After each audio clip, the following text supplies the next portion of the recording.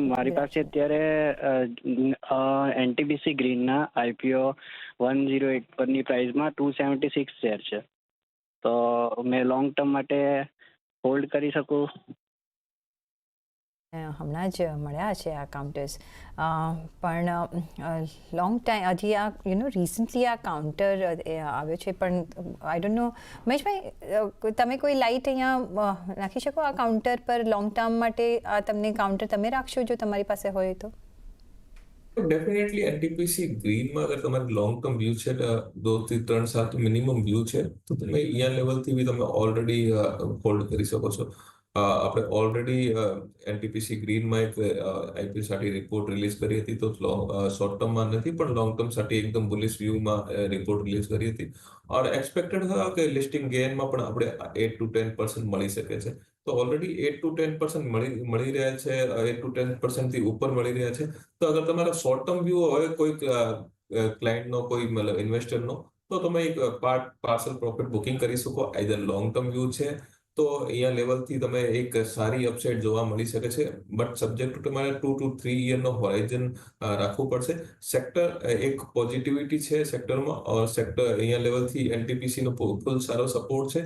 और આવતા વાળા ટાઈમમાં આપણે જોયું કે મેનેજમેન્ટના જો કમેન્ટ્રી કરી છે, કાફી સારી પોઝિટિવ કમેન્ટ્રી કરી છે, તો આપણે અપસાઇડ લેવલ જો છે સારા અપસાઇડ લેવલ એક્સપેક્ટેડ છે.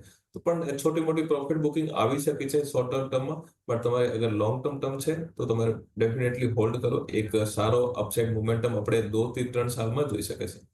ઓકે, તો જો તમારો લોંગ ટર્મ હોરાઇઝન હોય તો પ્લીઝ હોલ્ડ ઓન કરજો. પાર્ટલી પ્રોફિટ તમારે જો બુક કરવો હોય તો તમે અહીંયા ઓફકોર્સ કરી શકો છો, પણ આ જે સ્પેસ છે એ લોંગ ટાઈમમાં ઘણી અપમૂવિંગ સ્પેસ કરીને આપણે ચાલી રહ્યા છે.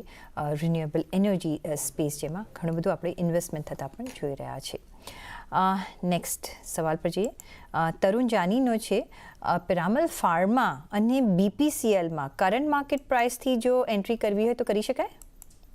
डेफिनेटली बिना स्टॉक में एंट्री करવો હોય તો કરી શકો છો. સીડીએમઓ જો સેક્ટર છે, સ્પેસિફિકલી પિરામલ ફાર્માની વાત કરીએ તો સીડીએમઓ સેક્ટર જો છે, એક બધું સેક્ટર જો છે એક ગ્રોથ સાથે પોઇસ્ડ છે.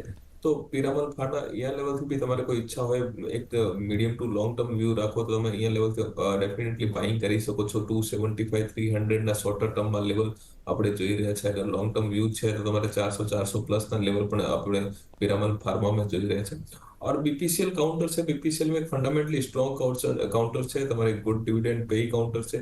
તો અહીંયા લેવલથી અગર બીપીસીએલ કોઈ બી બાઇંગ કરવું ઈચ્છા તો ઇઝીલી કરી શકે છે. માર્જિન પણ સ્ટેબલ લાગી રહ્યા છે, ક્રૂડની પ્રાઇસ પણ સ્ટેબલ છે.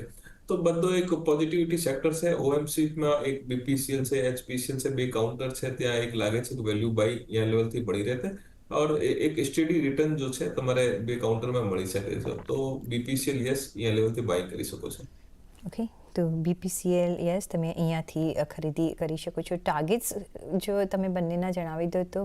શોર્ટ ટર્મમાં એક 278 નો બીપીસીએલમાં સ્ટોપ લોસ રાખી શકો છો, और અપર સાઇડના ટાર્ગેટ છે 325 340 ના ઇમિડિયેટ શોર્ટ ટર્મમાં મળી રહે છે. અગર 340 ને ઉપર સસ્ટેન કરે તો તમારે 360 385 તકના ટાર્ગેટ જો છે બીપીસીએલમાં જોઈ શકે છે. પણ એક સ્લો એન્ડ સ્ટડી કાઉન્ટર છે, તો થોડો ટાઈમ લાગશે. તો તમારે એક ત્યાં લેવલથી ત્યાં હિસાબથી એક પ્લાનિંગ કરીને બીપીસીએલ બાય કરી શકો છો. અને Piramal pharma? Piramal pharma medium two short term તમારે એક 275 થી 300 તકના લેવલ આપણે જોઈ શકે છે, પણ તમારે લોંગ ટર્મ સાથે રાખો તો તમારે 400 પ્લસના લેવલ આપણે ટાર્ગેટ પિરામલ ફાર્મામાં પણ જોઈ રહ્યા છે.